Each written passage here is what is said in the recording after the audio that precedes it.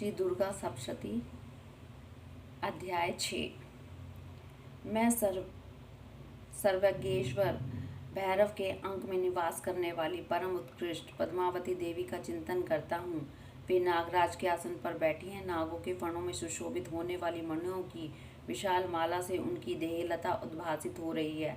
सूर्य के समान उनका तेज है। 3 नेत्र उनकी शोभा बढ़ा रहे हैं।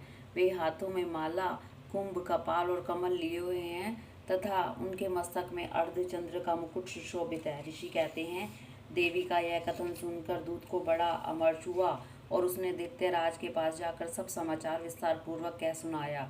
दूत के उस वचन को सुनकर दैत्यराज कुपित हो उठा और दैत्य सेनापति धूम्रलोचन से बोला, धूम्रलोचन, तुम शीघ्र अपनी सेना साथ लेकर जाओ और उस दुष्टा के केश पकड़कर घसीटते हुए उसे बलपूर्वक यहाँ ले आओ।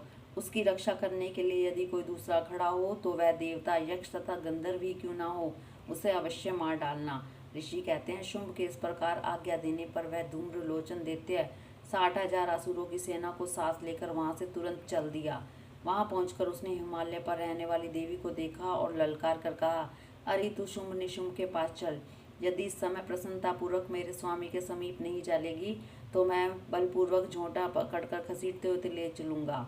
देवी बोली, तुम्हें दैत्यों के राजा ने भेजा है। तुम स्वयं भी बलवान हो, तुम्हारे साथ विशाल सेना भी। ऐसी दशा में यदि तुम मुझे बलपूर्वक ले जाओगे तो मैं तुम्हारा क्या कर सकती हूँ। ऋषि कहते हैं, देवी के यूं कहने पर असुर धूम्रलोचन उसकी ओर दौड़ा।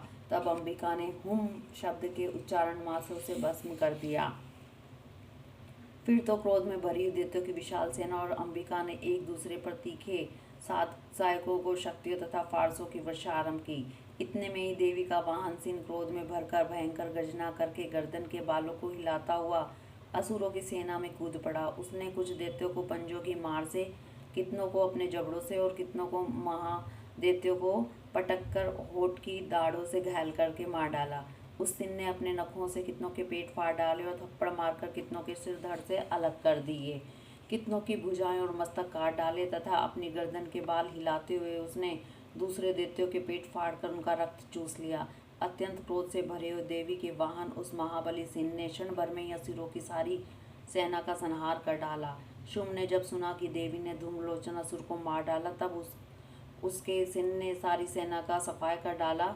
तब उस दैत्यराज को बड़ा क्रोध हुआ, उसके होठ कांपने लगे। उसने चंड और मुंड नामक 2 महादैत्यों को आज्ञा दी, हे चंड, हे मुंड, तुम लोग बहुत बड़ी सेना लेकर वहां जाओ। उस देवी के झोंटे पकड़कर अथवा उसे बांधकर शीघ्र यहाँ ले आओ।